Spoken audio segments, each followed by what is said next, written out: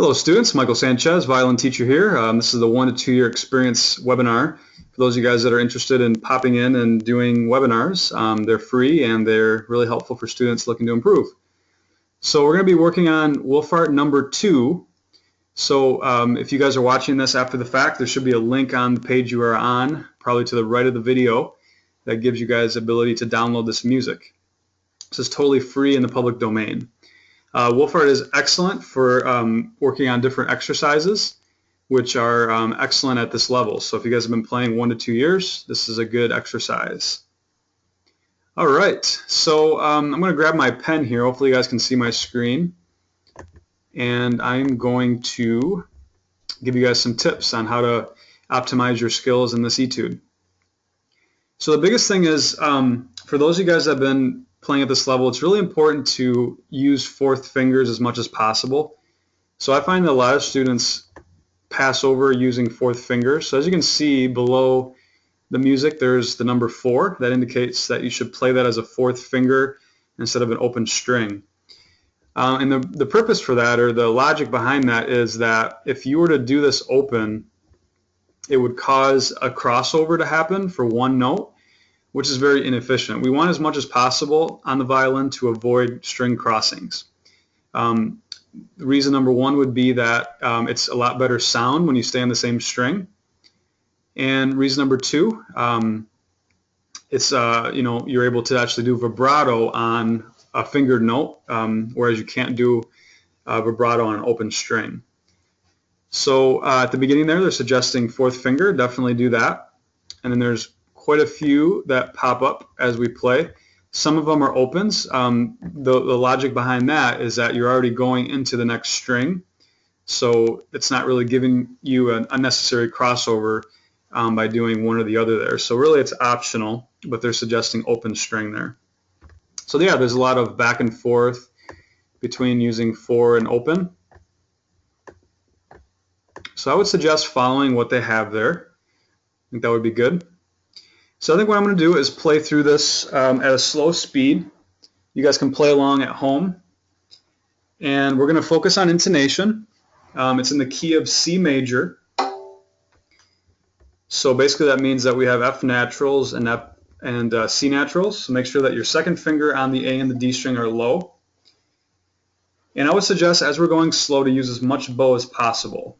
So I'm probably going to use about 3/4 of the bow, or even the whole bow, depending on how slow I decide to go. All right, let's try it. See how it goes.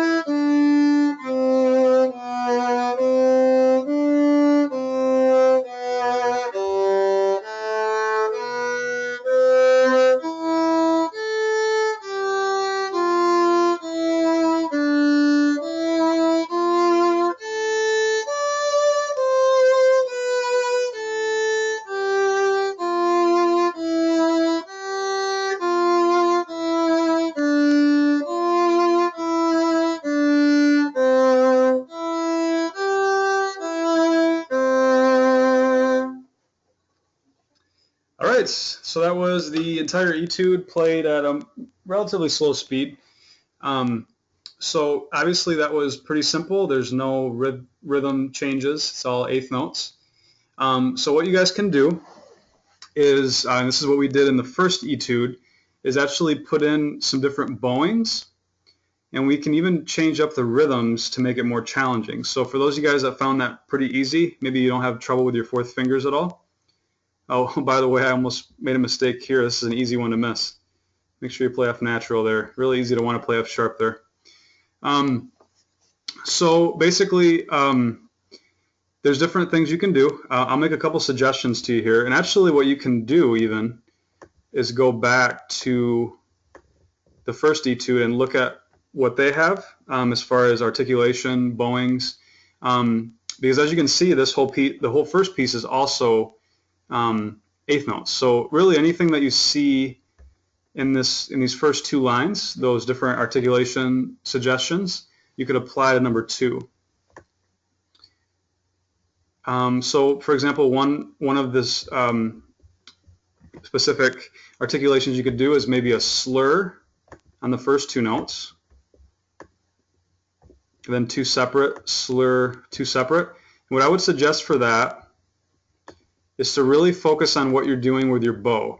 Most people that are doing these etudes don't really pay attention to exactly where they're putting their bow distribution. What you should be doing is these first 2 notes should get you to the tip. I'm going to label T stands for tip, getting to the end of the bow. And then these next 2 notes would be also played at the tip. So the first 4 notes would be at the tip. Or the first 2 get us to the tip, and then the next 2 are at the tip. These next 2 notes are going to bring us back to the frog. And then we're going to play these 2 notes at the frog. And then the same pattern happens again. So basically, these 4 notes, tip, these 4 notes, frog. And what that's going to do is it's going to force you to use your index finger to extend out. A lot of students like to just kind of hang out in one part of the bow, which is incorrect in this etude.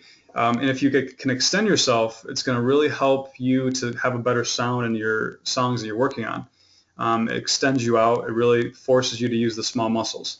So if I do this again from the beginning, I'm going to just kind of explain where I'm at in the bow. So I'm at the very tip.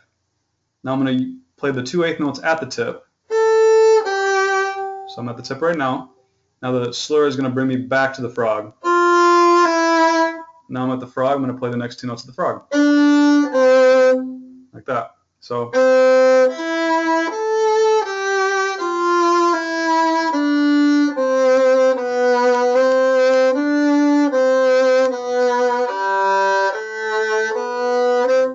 I'm being very deliberate in where I'm at in the bow. I'm either playing the eighth notes at the lower half or the upper half. So raise your hand if that makes sense. See if you guys are still with me here. Awesome. You guys are very attentive students. That's excellent.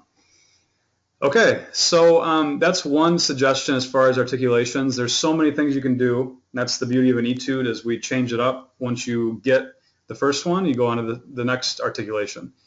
So you could do 4 per bow. That would be another suggestion. So the whole first 4 notes would be down bow. This would actually really test your ability to cross strings properly.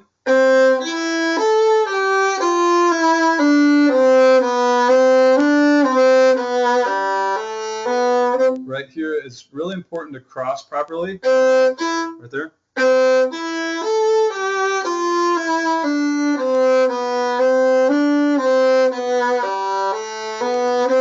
Like that.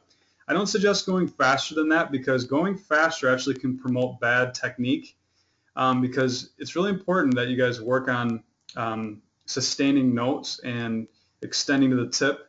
It'll do wonders as far as in your playing, being able to have your small muscles being used, your wrist being used. You won't be able to do what I'm saying if you use big muscles. And ultimately, that's what makes your pieces sound good, is when you use the small muscles. So that's what we're drilling here. Okay, if you guys are a little bit more advanced, you could do some of the more advanced articulations, like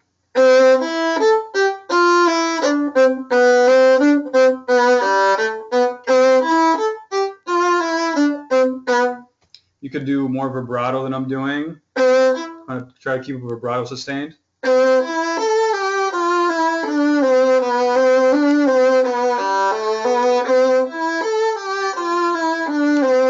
guessing that one might be tough for some of you guys. But you could go maybe slow, do quarter notes, and try to do vibrato with it.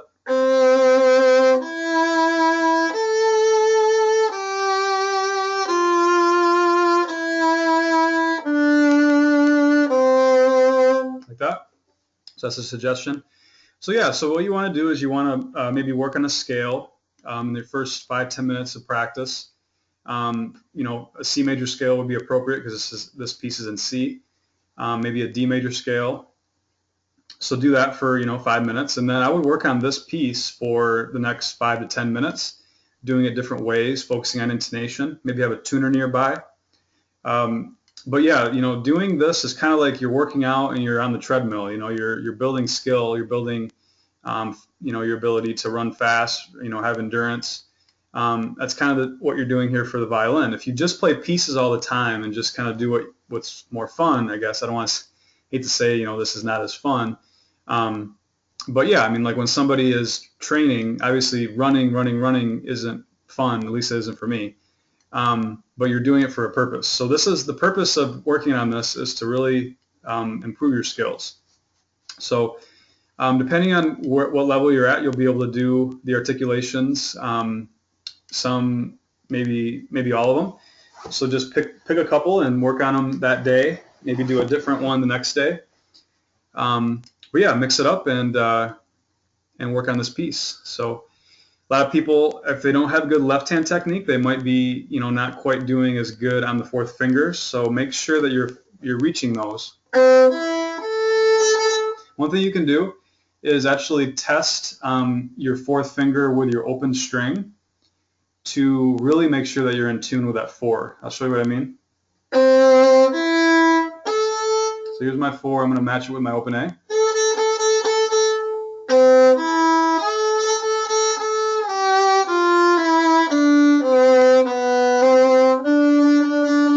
Right there, I'm playing 2 notes.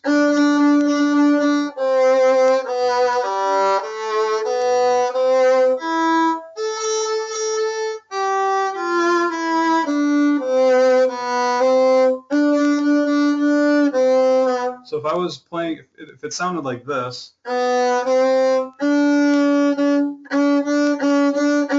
raise your hand if you guys can hear how that's not matching. Okay, so if I was to do that, then I would have to adjust. Like that. So I would suggest doing that in this piece. It's a good fourth finger exercise. And depending on where you're at, maybe you can work on fourth finger vibrato if you're more advanced a little bit. Yeah, the sky's the limit. So even though this looks like a very simple piece, there's so many things you can do to it to make it more challenging and mix it up. So it's kind of like doing improvisation. The classes we've been doing, we've been adding stuff into different pieces, making it more interesting. So that can be done also in classical when you're doing etudes. All right, well, at this time I'd like to just get any questions you guys have, maybe about technique or about this piece or just anything. There's about 10 students in the class right now. I encourage anybody that's out there right now to check out the classes as they're a great way to learn and improve. You can take questions on the spot. And then typically afterwards, everybody hangs out and goes on my website and chats with other students that are in the class. It's great to build community and just have interaction. Kind of keeps you accountable and makes learning more fun. So that's definitely something we've been doing. All right, I see we have a couple questions. All right. Awesome. So one student asked, what do I do as far as crossing strings? Yeah, so crossing strings is really important in this piece. So make sure that you're basically changing your elbow position based on what string you're on, and make it deliberate. So if you're on the G string, your right elbow should be higher than the instrument. When you're on the D string, it should be even with the instrument high. When you're on the A, it should be below the instrument. And then on the E string, your elbow should be right at your side. So try to make those movements really deliberate. If you're in between, say E to A, you're kind of going slow from one string to the next, you're going to not have as clean of a sound. You're going to get kind of a weak sound and get kind of some noise in there that you don't want. So what I actually do is I explain it kind of like driving a stick. So when you drive a stick, you want to change from gear to gear as fast as you can with the shifter. You don't go through that movement slow. You definitely want to do it quickly. It's the same idea when you're playing violin. You want the elbow to be moving quickly as you cross strings. So, for example, when I start this piece, my elbow is above my instrument. Then it comes down quickly right here, even with the instrument.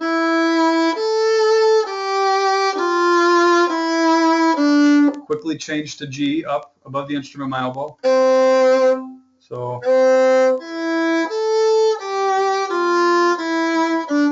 Now, as I'm on the D string, my elbow is even with the instrument. I've actually been working on this with a lot of private students. Make sure that the elbow doesn't go up higher or lower. It should be in the same plane as the instrument. Don't let it drop down or raise up. Once you're there in that shifting gear position, you want to keep it there until you actually change strings.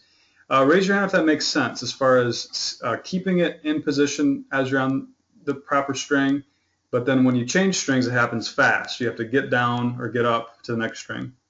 Okay, that's really important in any piece, but you can work on it in this piece. So here I am again above the instrument, back to the even with the instrument, above,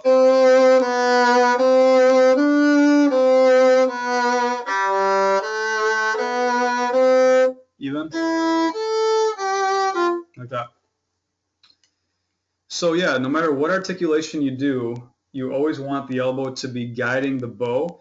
The elbow is going to basically determine your bow plane, and your bow plane is ultimately what determines cleanliness of sound, being able to hit only one string at once.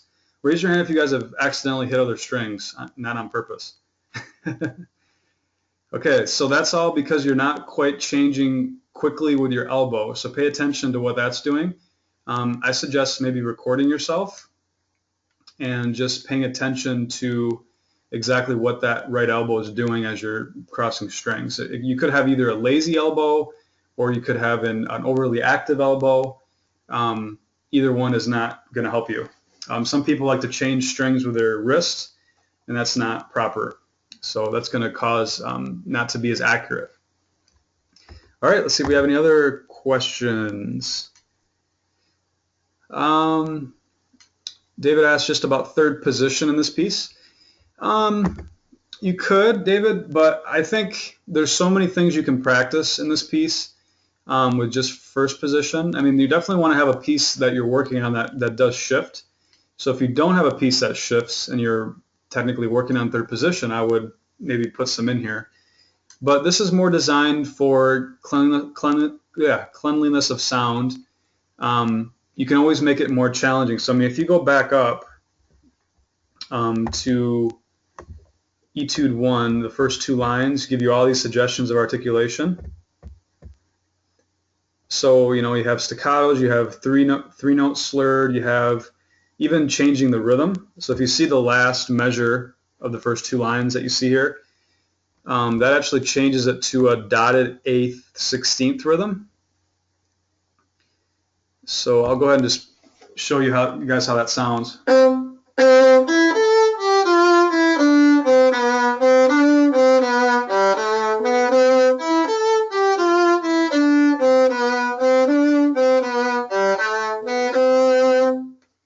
So you could practice it that way.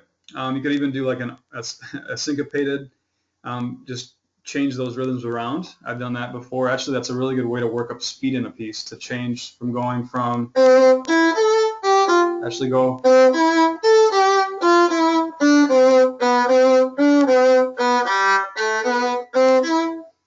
remember my teacher had me do that when I was studying violin as a younger kid, when I had to play something really fast. If you change up that rhythm and change it up with the opposite rhythm, like I just did, eventually you're going to be able to play it really fast.